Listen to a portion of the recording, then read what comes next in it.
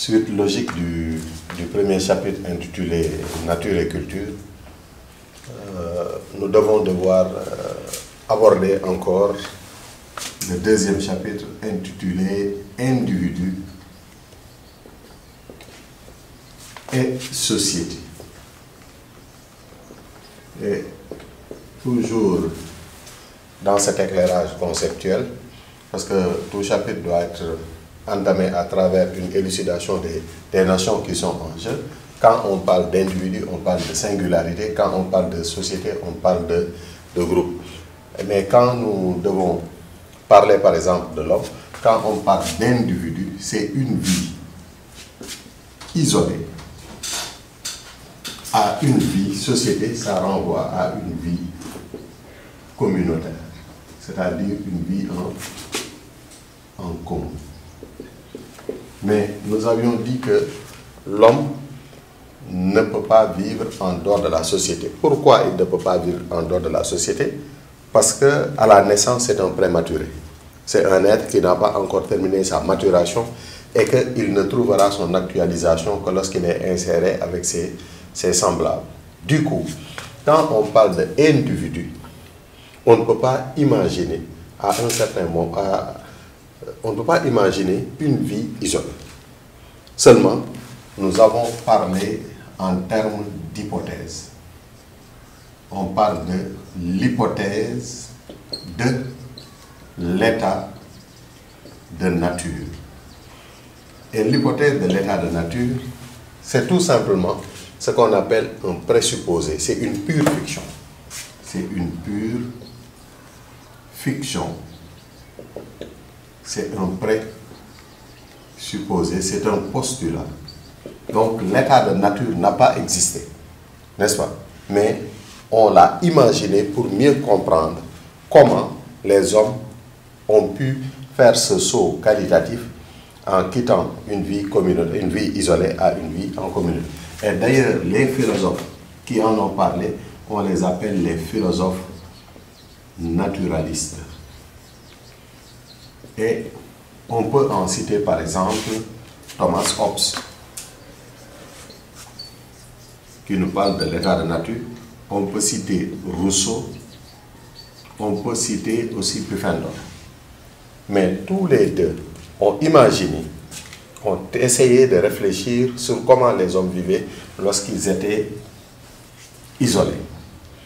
Hobbes comme Rousseau arrivent tous les deux à cet état de fait que l'homme ne peut vivre qu'en société. Même si les points de départ sont différents, parce que Hobbes dit que l'homme est naturellement un être mauvais, l'homme a une nature pessimiste, alors que Rousseau dit que l'homme a une nature optimiste.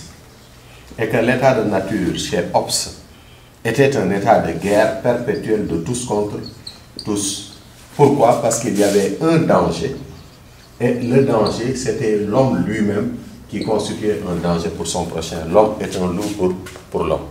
Et du coup, si nous sommes dans cette logique où la seule loi qui prévaut, c'est la loi du plus fort, donc chaque individu, n'est-ce pas, est en mesure de violer l'intégrité physique et morale de son prochain. Donc nous sommes dans une situation de danger et que le danger, c'est l'homme lui-même qui constitue un danger. Par conséquent, nous sommes en face d'un dilemme. Ou bien on va s'unir, ou bien on va périr. C'est ce qui fait que, donc, Hobbes dit que l'entrée en société n'est pas naturelle, mais l'entrée en société, c'était par nécessité, c'était par obligation. Donc, on nous parle ici de pacte social, garanti par un léviathan. Lorsqu'il s'agit maintenant de Rousseau, nous allons arriver à la même conclusion, mais avec un argumentaire différent. Parce que Rousseau pense que l'homme est naturellement bien et que l'état de nature n'était pas un état de guerre, mais un état de paix. Mais il y avait un danger. Les hommes, non seulement n'avaient aucun lien entre eux, mais ils vivaient d'une manière paisible parce que la nature pourvoyait à tous leurs besoins.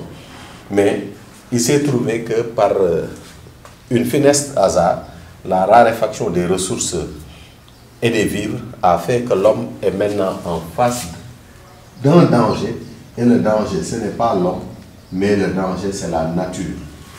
avec ces épidémies, ces pandémies et ces catastrophes naturelles. De telle sorte qu'ils étaient dans un dilemme, ou bien ils vont s'unir, ou bien ils vont périr. Et c'est la raison pour laquelle chez Hobbes, on nous parle du contrat social. Donc, la vie en société n'est pas une vie qui est naturelle, c'est une vie qui est conventionnelle.